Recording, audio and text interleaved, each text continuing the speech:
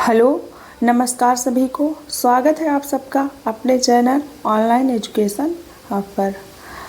तो हम लोग अब अपने जो आचार्य रामचंद्र शुक्ल के कथनों को आधुनिक काल के बारे में देख रहे थे, आचार्य रामचंद्र शुक्ल के कथनों को। तो हमको यहाँ से देखना है, यहाँ तक हम लोगों ने एक पहले सीरीज हमारी आ चुकी है, उसमें हमने जो है देखा था यहाँ तक।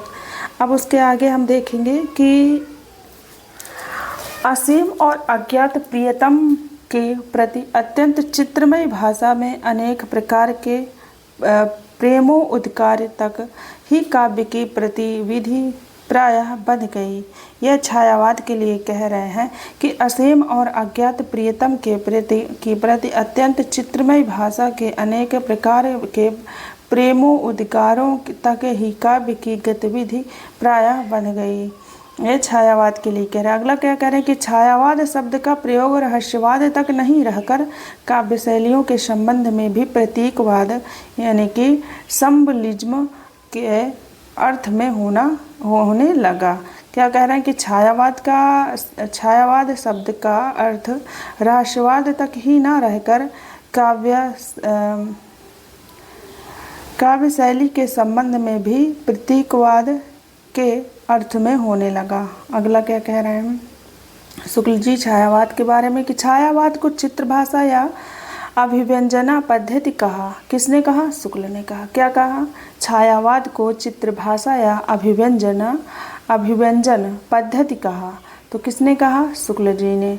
अगला क्या कहते हैं कि छायावाद शब्द का प्रयोग दो अर्थों में समझना चाहिए। एक तो रहस्यवाद के अर्थ में, जहाँ उसका संबंध काव्य वस्तु से होता है, अर्थात जहाँ कवि उस अनंत और अज्ञात प्रियतम को आलंबन बनाकर अत्यंत चित्रमयी भाषा में प्रेम की अनेक प्रकार से व्यंजना करता है। छायावाद शब्द का दूसरा प्रयोग काव्य शैली या पद्धति विशेष की व्यापक अर्थ में करना चाहिए, यानी कि पद्धति विशेष के व्यापक अर्थ में करना चाहिए। क्या कह रहे हैं कि छायावाद शब्द का प्रयोग दो अर्थ में समझना चाहिए। एक तो रहस्यवाद के अर्थ में, जहाँ उसका संबंध काव्य वस्तु से होता है, अर्थात जहाँ कवि उस अनंत और अज्ञात प्रियतम को आलंबन बनाकर अत्यंत चित्रमयी भाषा में प्रेम की अनेक प्रकार से काव्य करता है। छायावाद शब्द का दूसरा प्रयोग काव्य शैली या पद्धति विशेष के अर्थ में करना चाहिए। और अगला क्या करना है? अगला क्या है यहाँ पे देखेंगे कि छायावाद का सामान्यतः अर्थ हुआ प्रस्तुत के आधार के स्थान पर उसकी व्यंजना करने वाली छाया के रूप में अप्रस्तुत कथन। शुक्ल जी कह रहे हैं कि छायावाद का सामान्यतः अर्थ हुआ प्रस्तुत के स्थान पर उसकी व्यंजना करने वाली छाया के रूप में अप्रस्तुत कथन। छायावाद का केवल पहला अर्थ यानी कि अर्थात मूल अर्थ लिखकर तो हिंदी काव्य क्षेत्र में चलने वाली श्री महादेवी वर्मा हैं। क्या कह रही हैं यहाँ पे? क्या कह रहे हैं शुक्ल जी महादेवी वर्मा के बारे में कि छायावाद का केवल पहला अर्थात मूल अर्थ लिखकर तो हिंदी काव्य क्षेत्र में चलने वाली श्री महादेवी वर्मा है। अगला क्या कहते हैं? पंत प्रसाद निराला इत्यादि और सब कवि प्रतीक पद्धति या चित्र भाषा शैली की दृष्टि से ही छायावादी कहलाए। क्या कह रहे हैं कि पंत प्रसाद निराला इत्यादि और सभी कवि प्रतीक पद्धति या चित्र भाषा शैली की दृष्टि से ही क्या छायावादी कहलाए। अन्योक्ति पद्धति का आलंबन भी छायावाद का एक विशेष लक्षण हुआ। शुक्ल जी कह रहे हैं कि अन्योक्ति पद्धति का अवलंबन भी छायावाद का एक विशेष लक्षण हुआ। अब अगला क्या शुक्ल जी कहते हैं कि छायावाद का चलन द्विवेदी काल की रूखी इतिवृत्तात्मक की प्रक्रिया के रूप में हुआ था। क्या शुक्ल जी कह रहे हैं कि छायावाद का चलन द्विवेदी काल की रूखी इतिवृत्त की प्रतिक्रिया के रूप में हुआ था। आज अगला क्या है कि लाक्षणिक और व्यंजनात्मक पद्धति के प्रगल्भ और प्रचुर विकास छायावाद की काव्य शैली की अलग विशेषता है। शुक्ल जी कह रहे हैं कि लाक्षणिक और व्यंजनात्मक पद्धति का प्रगल्भ और प्रचुर विकास छायावाद की काव्य शैली की असली विशेषता है। अगला है कि छायावाद की प्रवृत्ति अधिकतर प्रेम गीतात्मक है। छायावाद कह रहे हैं, छायावाद के संबंध में शुक्ल जी की छायावाद की प्रवृत्ति अधिकतर प्रेम संगीतात्मक है। अगला जयशंकर प्रसाद के क्या कह रहे हैं कि जयशंकर प्रसाद की आंसू की कृति आंसू में श्रृंगारी विप्लम्भ कहा। किसने कहा? शुक्ल ने। क्या कह रहे हैं हम कि जयशंकर प्रसाद की कृति आंसू को श्रृंगारी विप्रलम्भ कहा शुक्ल ने। अब हम यहाँ देखेंगे फुटकल के बारे में इन्होंने क्या कहा कि ज्ञानाश्रयी शाखा और प्रेमाश्रयी शाखा नामकरण आचार्य शुक्ल की देन है। क्या कह रहे हैं शुक्ल जी कि ज्ञानाश्रयी शाखा और प्रेमाश्रयी शाखा नामकरण आचार्य शुक्ल की देन है। अगला क्या कहते हैं कि यद्यपि यह छोटा है पर इसकी रचना बहुत सरल और हृदय ग्राहिणी है और कवि की भावुकता का परिचय देती है। सुदामा के चरित्र नरोत्तम दास के लिए कह रहे हैं, नरोत्तम दास के जिन्होंने सुदामा चरित्र नरोत्तम दास यानी कि के लिए कह रहे हैं कि यद्यपि यह छोटा सा है पर इसकी रचना बहुत सरस और हृदय ग्राहिणी है और कभी भी भावुकता का परिचय देती है, यानी कि कवि की भावुकता का परिचय यह रचना देती है। सुदामा चरित्र और लेखक नरोत्तम दास है। अगला है कि आचार्य शुक्ल ने त्रिवेणी में 3 महाकवियों की समीक्षाएं प्रस्तुत की हैं और वो 3 महाकवि हैं सूर, तुलसी और जयसी। क्या है कि आचार्य शुक्ल ने त्रिवेणी में 3 महाकवियों की समीक्षाएं प्रस्तुत की है और वो 3 महाकवि हैं सूरदास, तुलसीदास और जयसी। अगले क्या कह रहे हैं शुक्ल जी कि वात्सल्य के क्षेत्र में जितना अधिक उद्घाटन सूर्य ने अपनी बंद आँखों से किया इतना किसी कवि ने नहीं। इन क्षेत्रों के वे क्या कोना कोना झांका है। सूरदास के बारे में कह रहे हैं कि वात्सल्य के क्षेत्र में जितना अधिक उद्घाटन सूर्य ने अपनी बंद आँखों से किया इतना किसी और कवि ने नहीं। इन क्षेत्रों का वे कोना कोना झांक आए, शुक्ल जी कह रहे हैं। अगला है कि आचार्य रामचंद्र शुक्ल ने भूषण को हिंदू जाति का प्रतिनिधि कवि कहा है। छत्रसाल और शिवाजी की वीरता पूर्ण रचनाओं के कारण है। तो क्या कह रहे हैं कि आचार्य शुक्ल ने भूषण को हिंदू जाति का कवि कहा और किस वजह से कहा, किस कारण से कहा? छत्रसाल और शिवाजी की वीरता पूर्ण रचनाओं के कारण इन्होंने कहा। अगला क्या कहते हैं? आचार्य शुक्ल ने घनानंद को क्या कहा? साक्षात रस मूर्ति कहा। क्या कहते हैं? आचार्य शुक्ल ने घनानंद को साक्षात रस मूर्ति कहा है। और अगला है प्रेम मार्ग का ऐसा प्रवीण और वीर पथिक तथा जमादानी का दावा रखने वाला ब्रजभाषा का दूसरा कवि नहीं हुआ।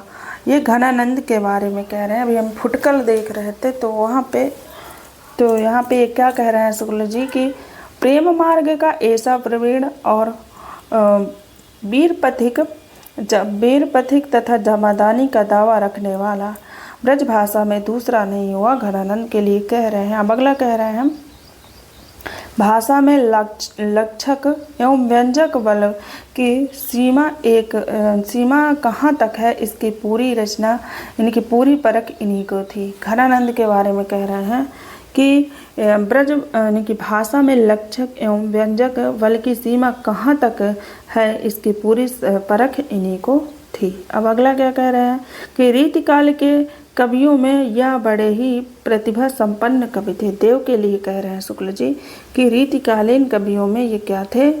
बड़े ही प्रतिभा संपन्न कवि थे।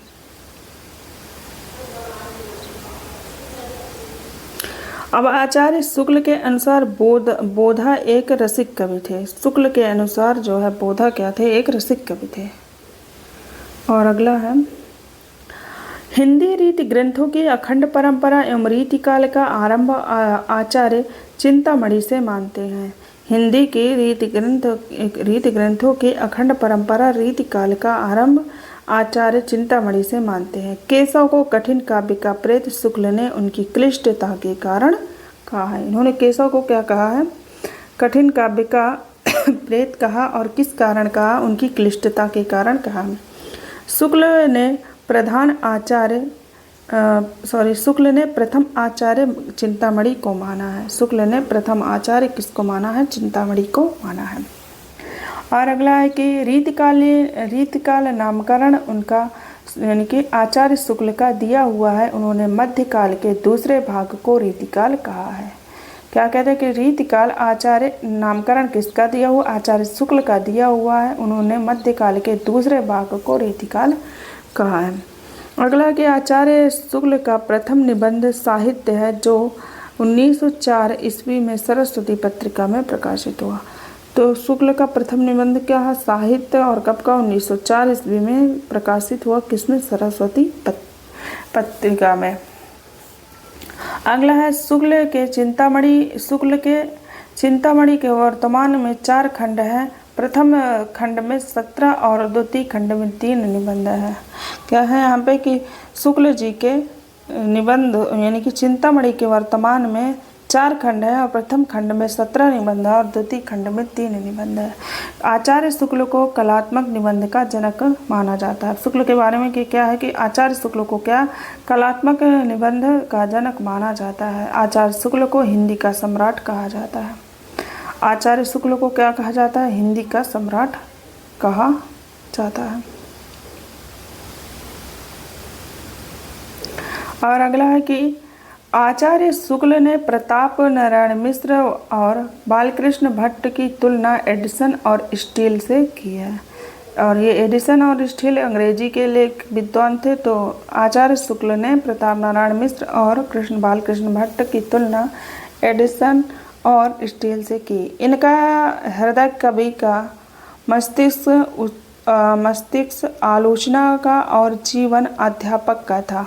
शुक्ल के लिए कह रहे हैं यहाँ पे, शुक्ल के लिए यही कथन कि क्या था कि इनके हृदय कवि का मस्तिष्क आलोचक और जीवन का अध्यापक था। रामचंद्र शुक्ल को हिंदी का एकमात्र आचार्य घोषित किया। तो रामचंद्र शुक्ल को नामवर सिंह ने घोषित किया था। रामचंद्र शुक्ल को हिंदी का एकमात्र आचार्य घोषित किया तो रामचंद्र शुक्ल ने। अगला है हिंदी समीक्षा को शास्त्रीय और वैज्ञानिक भूमि पर परिनिष्ठित करने में शुक्ल जी ने युग प्रवर्तक का कार्य किया।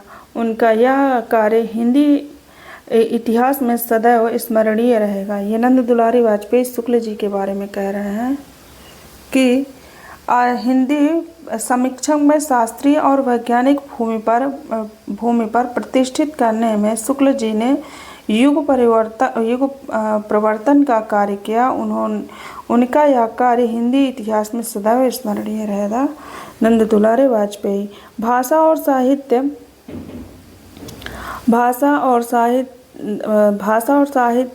साहित्य और समाज को एक साथ रखकर मूल्यांकन करने वाले आलोचक माने जाते हैं तो रामचंद्र शुक्ल और रामविलास शर्मा। यहाँ पे देखिए कि यहाँ पे क्या है कि भाषा साहित्य और समाज को एक साथ रखकर मूल्यांकन करने वाले आलोचक हैं तो वो आचार्य शुक्ल और रामविलास शर्मा। चिंतामणि और रसमीमांसा शुक्ल के सैद्धांतिक आलोचना ग्रंथ हैं। तो ये कैसे शुक्ल जी के आलोचनात्मक ग्रंथ है? तो सैद्धांतिक आलोचनात्मक ग्रंथ है चिंतामणि और रसमीमांसा। और अगला क्या कह रहे हैं? कविता क्या है? काव्य में लोकमंगल की साधना अवस्था, रसात्मक बोध के विविध रूप, काव्य में प्रकृति दृश्य, भारतेंदु हरिश्चंद्र, तुलसी का भक्ति मार्ग और मानस की धर्मभूमि, काव्य में रहस्यवाद आदि शुक्ल के अनमोल रत्न हैं। क्या है यहाँ पे?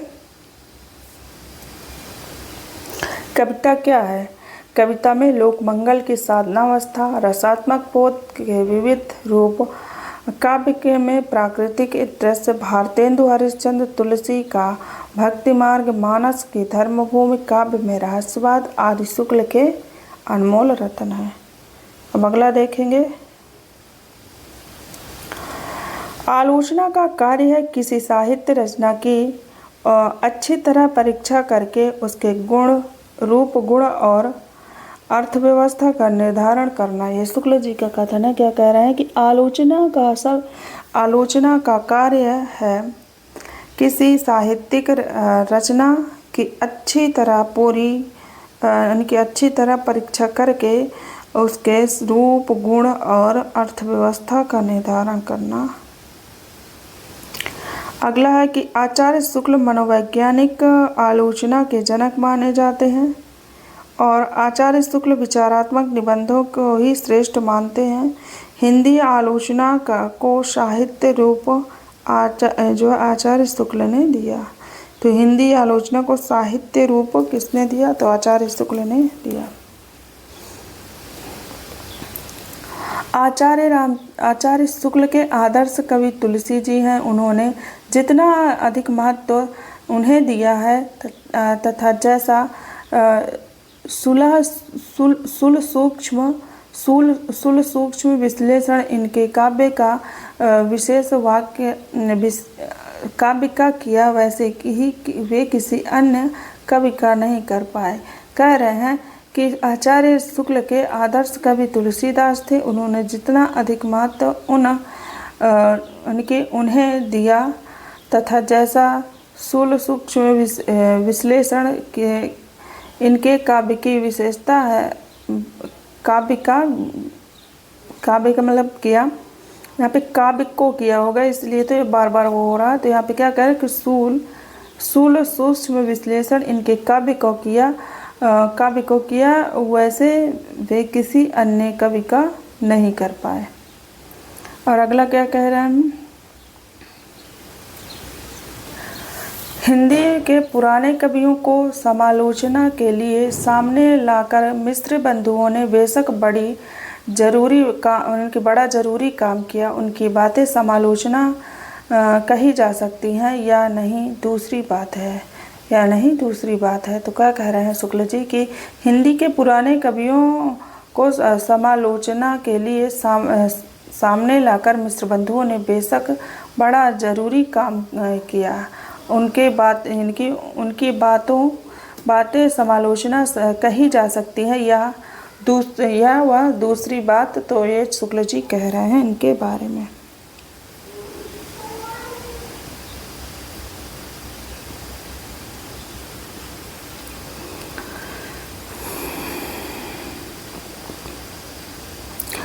अब तो लग रहा है इसको यहीं तक रहने देते हैं और यहाँ से कल देख लेंगे कि आचार्य रामचंद्र शुक्ल हिंदी गौरव थी। इनके आचार्य रामचंद्र शुक्ल हिंदी की गौरव थे। समीक्षक के क्षेत्र में उनका कोई प्रतिद्वंदी ना उनके जीवन काल से था, ना अब तक कोई उनके समान समकक्ष आलोचक है। आचार्य शब्द ऐसे ही करता साहित्यकारों के योग आचार्य हजारी प्रसाद द्विवेदी का कथन है। अब यहाँ से हम कल देखेंगे। आज के लिए इतना ही। तो राधे राधे सभी को। और कैसा लगा आपको तो ज़रूर बताइएगा। और चलते हैं, कल मिलते हैं। यहाँ से हजारी प्रसाद द्विवेदी के कथनों के नीचे से यहाँ से पढ़ेंगे हम लोग शुक्ल जी के कथनों को। शुक्ल जी का ही पूरा निचोड़ है ये, तो ये बहुत इम्पोर्टेंट है। इसको आप सब लोग पढ़िएगा ज़रूर एक बार। तब तक के लिए राधे राधे। कल मिलते हैं।